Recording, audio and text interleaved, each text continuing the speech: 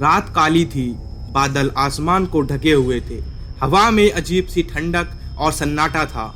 गांव धर्मपुर के लोग उस रात जल्दी जल्दी अपने घरों के दरवाजे बंद कर रहे थे। किसी अनजाने डर ने पूरे गांव को अपनी गिरफ्त में ले रखा था। गांव के बुजुर्ग कहते थे, आज अमावस्या की रात है, वो रात जब बरसों पहले की वो आत्मा फिर से जागती है। धर्मपुर गांव के लोग कभी शाम ढलने के बाद बाहर नहीं निकलते थे और आज तो अमावस्या थी। सबने अपने दरवाजे की चौखट पर नींबू मिर्ची टांग रखी थी, लेकिन एक आदमी ऐसा था जो डर को सच नहीं मानता था। उसका नाम था रघुनाथ। सबको डर लगता है उस बूढ़ी आत्मा से। अरे भूत प्रेत कुछ नहीं होते, ये सब मन के वहम हैं। तभी पास से हवा का झोंका गुजरता है, लालटेन की लौ कांपती है। देखो, हवा भी डराने की कोशिश कर रही है, लेकिन रघुनाथ को कौन डरा सकता है। रात के उस सन्नाटे में सिर्फ उसके कदमों की आवाज गूंज रही थी, लेकिन जैसे जैसे वह गांव के पुराने बरगद के पेड़ के पास पहुंचा, उसका मन थोड़ा विचलित हुआ। यही कहते हैं ना कि चुड़ैल दिखती है, चलो देखते हैं कैसी दिखती है वो। वह हंसता है और आगे बढ़ता है। अचानक दूर से एक धीमी आवाज आती है, जैसे कोई रो रहा हो। रघु रुको। रघुनाथ रुक जाता है, लालटेन कांपती है। कौन है वहां? कौन बुला रहा है मुझे? रघुनाथ का दिल जोरों से धड़क रहा था, लेकिन उसने कदम नहीं रोके।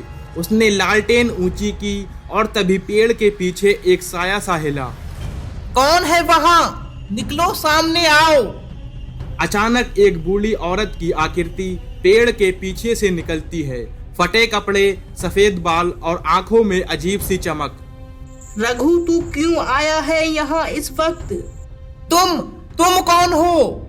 मैं वही हूँ जिसे तू कहानी समझता था। अब सच्चाई देख। अचानक बिजली कड़कती है, पेड़ की शाखें हिलती हैं और औरत की आकृति मिट सी जाती है। हे भगवान, ये कैसा माया जाल है। रघुनाथ अपने घर पहुंचा, दरवाजा बंद किया और भारी सांसों के साथ जमीन पर बैठ गया। उसकी पत्नी गंगा, जो भीतर चूल्हे पर बैठी थी। क्या हुआ रघु, ऐसे हाँफ क्यों रहे हो? गंगा, मैंने आज उस पेड़ के नीचे कुछ देखा। कोई औरत थी, वो मेरा नाम लेकर बुला रही थी। हे भगवान, मैंने कहा था ना, उस रास्ते से मत जाना। आज की रात उस पेड़ के नीचे आत्मा भटकती है। गंगा, मैं डर से भागने वाला नहीं हूँ। कल फिर जाऊंगा वहाँ सच्चाई का पता लगाने। ना रघु, ये जिद मत कर, वो जगह अभिशाप है। सच को सामने लाना होगा, नहीं तो ये गांव हमेशा डर में जीता रहेगा। अगली सुबह धर्मपुर गांव पर अजीब सन्नाटा था। रघुनाथ रात भर जागता रहा। उस औरत की आंखें, उसकी आवाज अब उसके जहन में घूमती रही। गांव के लोग खेतों की ओर निकल चुके थे, लेकिन आज हर कोई फुसफुसा रहा था। कुछ सुना तुमने? रघुनाथ को उस पेड़ के नीचे कोई दिखा था। हाँ, वो चुड़ैल है भाई, उसकी बात मत मानो। गांव में डर की एक नई लहर दौड़ गई थी। रघु, आज खेत मत जाना, तुम बहुत थके हुए लग रहे हो। थकान नहीं गंगा, बेचैनी है। जो कल देखा वो सपना नहीं हो सकता। क्यों अपने सर पे मुसीबत ले रहे हो? गांव में बुजुर्ग कहते हैं, जो उस औरत से मिला वो कभी चैन से नहीं जी पाया। डर से अगर इंसान भागता रहेगा तो झूठ हमेशा जीतता रहेगा। मैं उस पेड़ के पीछे का सच जानूंगा। रघुनाथ ने तय कर लिया था, आज रात वह फिर जाएगा उस बरगद के पेड़ के नीचे, लेकिन इस बार अकेला नहीं। गांव के बुजुर्ग और रघुनाथ के पड़ोसी बंसी काका पुराने समय के कई रहस्य जानते थे। दोपहर का समय था। रघुनाथ बंसी काका के घर जाता है। काका, आपसे कुछ जरूरी बात करनी है। क्या हुआ रघु? चेहरे पर सन्नाटा क्यों है? काका, कल रात मैंने उस पेड़ के नीचे एक औरत देखी। वो मुझे नाम लेकर बुला रही थी। बंसी काका का चेहरा सफेद पड़ गया। तू उस पेड़ के नीचे गया था? रघु, तूने बहुत बड़ी गलती कर दी। गलती? लेकिन काका, मैं तो सच जानना चाहता था। सच वो सच्चाई है जिसने इस गांव की नींद छीन ली।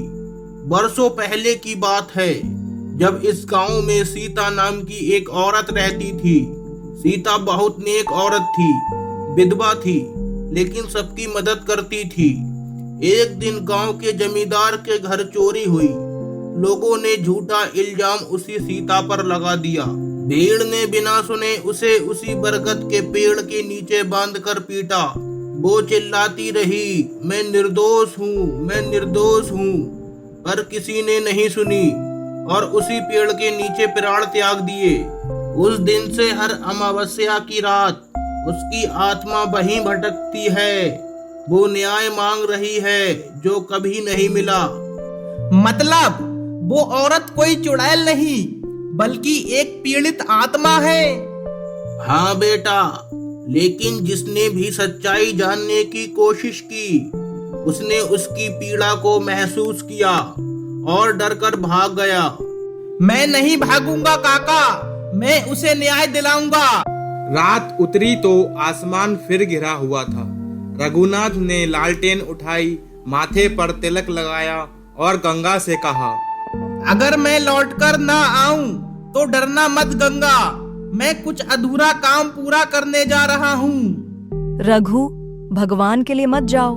सच के रास्ते पर डर नहीं चलता गंगा। बरगद के पेड़ के नीचे पहुंचते ही ठंडी हवा चलती है। पेड़ के पत्ते हिलने लगते हैं। सीता, अगर तुम यहाँ हो तो सामने आओ, मैं तुम्हारी मदद करना चाहता हूँ। कुछ पल सन्नाटा रहा, फिर वही रोने की आवाज। लोगों ने मुझे पापिन कहा, बिना सुने मार डाला। मेरे बच्चों का क्या कसूर था रघुनाथ? मुझे बताओ सीता, मैं तुम्हें न्याय कैसे दिलाऊं? सच को गांव के सामने लाओ। मेरे नाम पर जो बदनामी की गई उसे मिटाओ। उसकी आकृति धीरे धीरे धुंध में घुलने लगती है। सीता रुक जाओ, सच बताओ कि असली चोर कौन था? जमींदार है वो चोर।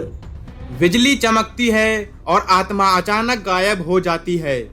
रघुनाथ के पैरों के नीचे से जमीन खिसक जाती है। अब उसे समझ आ गया था, गांव में सालों से जो डर पाला गया था वो सिर्फ एक झूठ था, एक निर्दोष औरत के अन्याय की गूंज जो लोगों की अंतरात्मा को डर में ढके हुए थी। रघुनाथ गांव के चौपाल पर पहुंचा। गांव वालों, अब वक्त आ गया है सच जानने का। क्या हुआ रघु? फिर उस पेड़ के पास गया था तू? हाँ, और वहाँ मुझे सीता की आत्मा मिली। उसने बताया असली चोर जमींदार था। झूठ, ये सब बकवास है। सबको डराकर नाम कमाना चाहता है ये। अगर मैं झूठ बोल रहा हूँ तो उस रात की चौकीदार की बात सुनो। मैंने देखा था मालिक, चोरी तो जमींदार ने ही करवाई थी, अपना कर्ज छिपाने के लिए। नहीं, ये सब झूठ है। झूठ का अंत अब होगा। जिस सीता को तुमने चुड़ैल कहा, वो तो बस न्याय मांग रही थी। गांव के लोग झुक गए। बरगद के पेड़ के नीचे सबने दीपक जलाया और पहली बार किसी ने सीता के नाम से दीपावली मनाई। धर्मपुर गांव की वो सुबह बाकी सुबहों जैसी नहीं थी। बरगद के पेड़ के नीचे पहली बार दिया जलाया गया था। सालों बाद किसी ने उस जगह को श्रापित नहीं कहा, पर सच का उजाला हमेशा पहले अंधेरा फैलाता है और रघुनाथ अब उसी अंधेरे के बीच खड़ा था। रघु तो पागल हो गया है, रात रात को आत्माओं से बातें करता है। नहीं रे, उसने सच कहा, मैंने खुद रमी से सुना था। पर जमींदार से कौन टकरा सकता है? उसकी पहुंच ऊपर तक है। लोगों की जुबानें चल रही थीं, लेकिन रघुनाथ शांत खड़ा था। वो जानता था अब पीछे हटना मतलब फिर से झूठ की जीत होगी। गांव में बातें फैल रही हैं। लोग कह रहे हैं तुमने जमींदार पर झूठा इल्जाम लगाया है। अगर सच बोलना इल्जाम है तो हाँ, मैंने लगाया है। पर वो लोग तुमसे नाराज हैं रघु। कल चौपाल में पंचायत बुलवाई है। तो बुला ले, मैं हर जवाब दूंगा। अब डरने का वक्त नहीं है। अगले दिन चौपाल में भीड़ जुटी हुई थी। जमींदार अपने नौकरों और गुंडों के साथ आया। गांव का मुखिया बीच में बैठा था। रघुनाथ शांत खड़ा था, एक दीपक हाथ में लिए हुए। रघुनाथ, तूने जमींदार पर चोरी और सीता की आत्मा की बात का इल्जाम लगाया है। कुछ सबूत है तेरे पास? साबित करने के लिए आत्मा नहीं, इंसानियत ही काफी है मुखिया जी। लेकिन हाँ, एक गवाह है मेरे पास, रमई चौकीदार। मैंने देखा था मालिक, चोरी तो जमींदार ने ही करवाई थी, अपना कर्ज छिपाने के लिए। चुप, अगर जुबान खोली तो तेरी जमीन छीन लूंगा।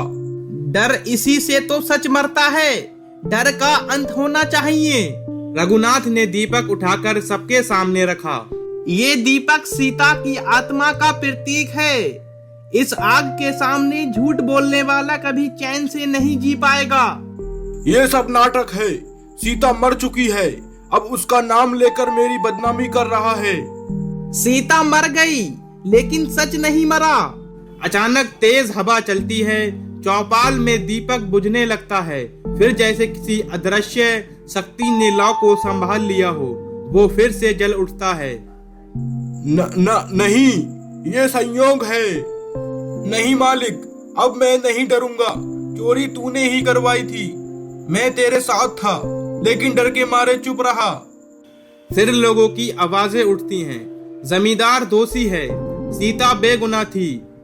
गांव का माहौल बदल गया। जमींदार झुक गया और पहली बार सबकी आंखों में शर्म थी।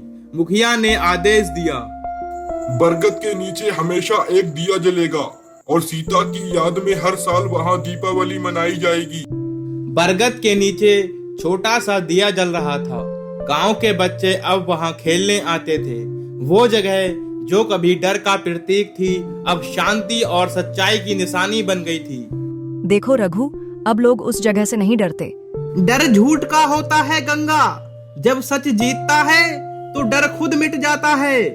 बेटा रघु, तूने जो किया वो हम में से कोई नहीं कर पाया। तूने इस गांव को डर से आजादी दिलाई है। काका, मैंने कुछ नहीं किया, बस सीता की आत्मा का संदेश लोगों तक पहुंचाया।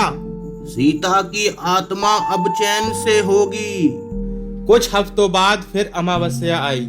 रघुनाथ और गंगा ने पेड़ के नीचे दीपक जलाए। हवा में ठंडक थी, पर अब सन्नाटा नहीं, संतोष था।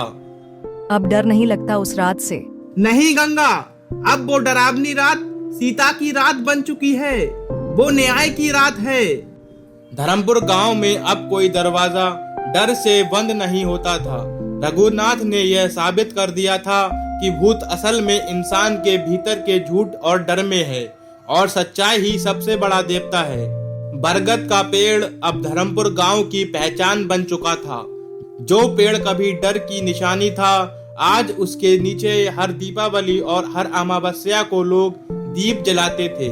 सीता की आत्मा के सम्मान में गांव में अब बच्चे डर की नहीं, बल्कि सच्चाई की कहानियां सुनकर बड़े हो रहे थे। रघु देखो, इस साल तो शहर से भी लोग आए हैं सीता के उस पेंग को देखने। हाँ गंगा, अब उस पेड़ से डर नहीं, दुआ मिलती है। रघुनाथ ने सीता की याद में सत्य सेवा समिति बनाई थी, जो गांव में गरीबों, विधवाओं और अकेले लोगों की मदद करती थी।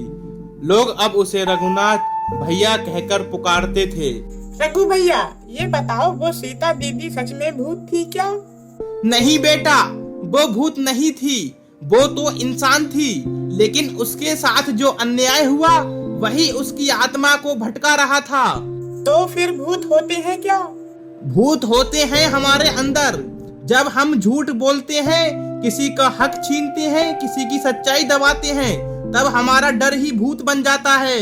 तो सच बोलने से भूत भाग जाते हैं? हाँ बेटा, सच सबसे बड़ा मंत्र है।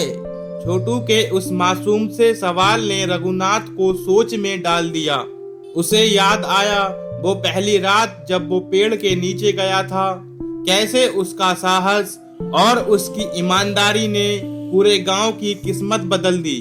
सीता, अगर तेरी आत्मा सच में यहाँ है तो देख ले, अब तेरा गांव तुझसे नहीं डरता, तेरी सच्चाई अब हर दिल में है। रघुनाथ को लगा जैसे किसी ने उसके कंधे पर हल्का हाथ रखा हो। स्नेह से आशीर्वाद की तरह वो मुस्कुराया। समय बीतता गया। धर्मपुर गांव अब आदर्श गांव के रूप में जाना जाने लगा। लोग अब अपने बच्चों को सिखाते थे, डर से नहीं, सच से जीना सीखो। रघु, जब तुम पहली बार उस रात गए थे मैं बहुत डर गई थी, पर आज सोचती हूँ अगर तुम डर जाते तो शायद आज भी हम उस पेड़ से भाग रहे होते। डर हमेशा वहीं रहता है जहाँ झूठ छिपा हो गंगा। सच में कभी अंधेरा नहीं होता। अगर मैं चला भी जाऊं तो ये बात याद रखना, सच वो दीपक है जो कभी नहीं बुझता, बस उसे जलाए रखना। कुछ महीनों बाद रघुनाथ इस दुनिया से चला गया, लेकिन धर्मपुर के लोगों ने उसे भुलाया नहीं। बरगद के पेड़ के नीचे अब 2 दीपक जलते हैं, एक सीता के नाम का और एक रघुनाथ के नाम का। डर सिर्फ वहां होता है जहां झूठ जीवित हो। सच्चाई और साहस हर डर को मिटा सकते हैं। ईमानदार इंसान अकेला हो सकता है, पर अंत में वही रोशनी बनता है। कभी किसी की बेगुनाही पर आंखें मत फेरो, क्योंकि अन्याय की आत्मा इंसान के भीतर सबसे बड़ा भूत बन जाती है। वो डरावनी रात एक गांव की कहानी जो साबित करती है कि सच्चाई ही सबसे बड़ा देवता है। जब दिल साफ हो तो अंधेरी रातें भी रोशनी बन जाती हैं।